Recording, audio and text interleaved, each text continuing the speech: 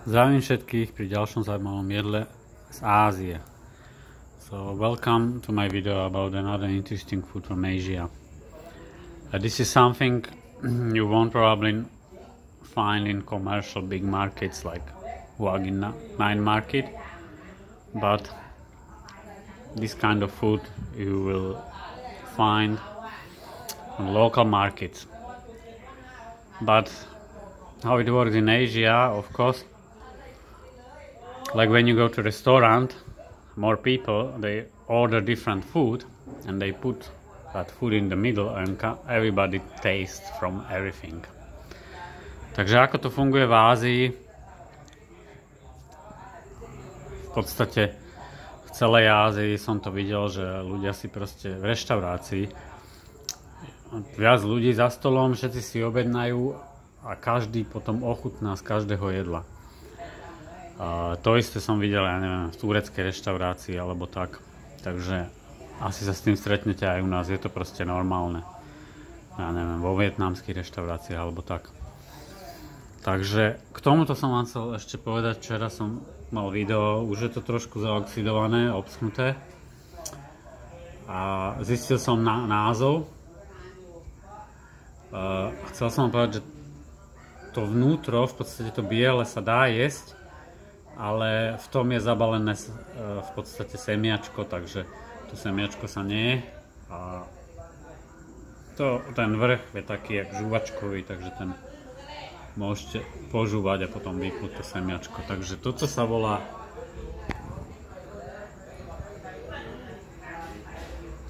Santol fruit. So I figured out the name of this from yesterday, and the name is Santol fruit, so you can find out on the website what it is. But I was about to talk about this thing. So this thing is called, basically this is just cooked soap, fish, and of course they say my pet, but for Thai people my pet means pet, for me pet. So for Thai people it is not spicy, but for me it is, obviously. Takže pre Thajčanov to není spicy, ale pre mňa to je. Podľa mňa tam pridali nejaký ten spice, akože táto vec, ktorú som vám chcel ukázať, sa volá moringa. Potvrdili mi, že to je toto, ale neviem ktorá časť, takže to možno bude nejaký plod, z toho typujem. A tuto to vidíte, že to majú všelijaké sušené, ale toto je leaf, takže to bude niečo iné, akože je to isté, ale v podstate vyzerá to tak, že používajú aj ten list na niečo. Toto bude asi nejaký plod. Chcel som vám ukázať teda, ako sa to je. Vo vnútri to má také v podstate jak hrach. So basically inside there is something like peas, green peas. So this one is open and this one is, so basically it's got like strings. Má to keby vlákna, ktoré sa jesť nedajú, takže som vám chcel ukázať. V podstate to keby vycucnete. A v podstate to chutí, keď máte uvarený kalerab v polievke, alebo tak nejak, som povedal. So basically it tastes like if you got cooked kohlrabi in the soup. So let's have a look how to eat this.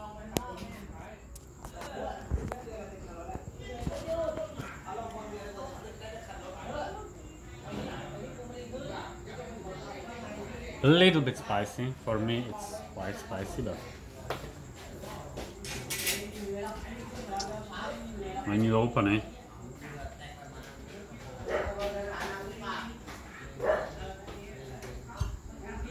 then you actually suck it.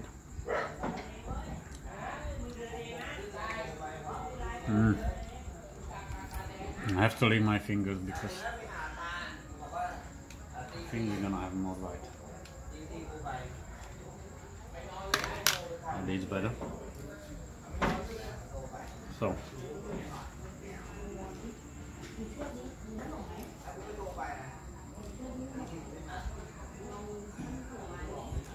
usually break in 3 pieces. Väčšinou sa to rozlomí na 3 kusy.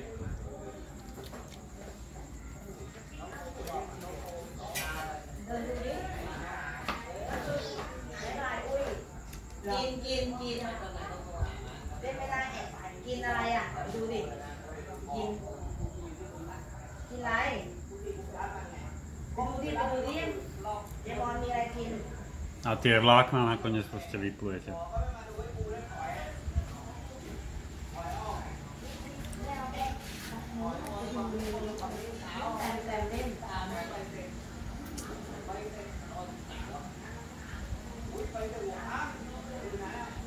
To si to môžete požúvať.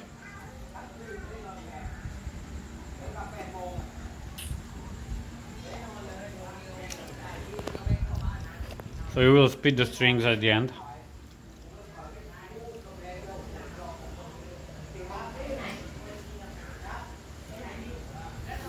Takže takto sa aj moringa. Môžete si zistiť, na čo je to dobré. Toto bude plod. Toto boli hlavne listy, ako ste videli. Nasekané, nasušené. Možno, že to bude pre vás hodné. Aj keď tieto azijské veci sa veľmi často používajú v takej domácej liečbe. Like home remedy. But yeah, you have to figure out. Tasty fish.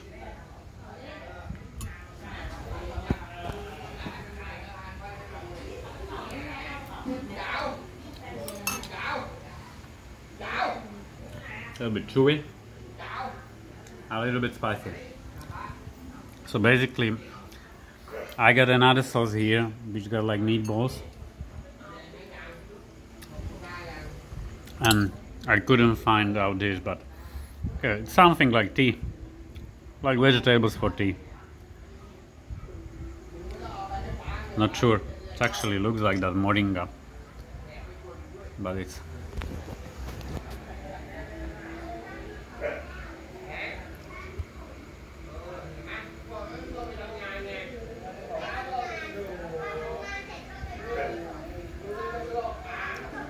No, the leaves are different, so probably not. So this is normal soup. Basically minced beef, minced pork. V podstate, čo to je? To pork, sekaný pork, ak sa to volá, na fašírky sa to používa na Slovensku. Takže klasický súp, vajco na mäkko, proste pomiešate všetko. Tuto to proste funguje tak, že niekto varí a ľudia si proste medzi domami navzájom prinesú trošku, jak toto, proste mi priniesli trochu, hej. Ale určite sa to dá aj kúpiť na lokálnych marketoch urobené, pretože oni tu predávajú všetko, proste v sáčkoch, polievky a tak. So this, how it works here, the families basically share the food, somebody cook big pot and they will bring to neighbors this. But you can always buy, you know, on the street or these local markets. They sell these things in the bag, soup in the bag. It's normal, they sell it in the bag. So, soft boiled egg as well. And you can mix as much as you want. If you have prick. As I said, if more people eating, you just pick up and taste whatever you want. It's the same in Europe if you go to Indian or whatever Asian restaurant. And that's how they eat here as well. If you go to restaurant, more people together, they just order things and you just taste everything. Takže takto to tu aj funguje, keď viac ľudí idú do reštaurácie, každý si naobjednáva. Možno nejaké video nájdem ešte z minulého roka. Každý si naobjednáva a každý ochutná, vie čo mu chutí. Takže nie je tak, akože u nás, že proste každý má svoje jedlo. Ďakujem za pozornosť. Dúfam, že to pomohlo. Bye. Thanks for watching.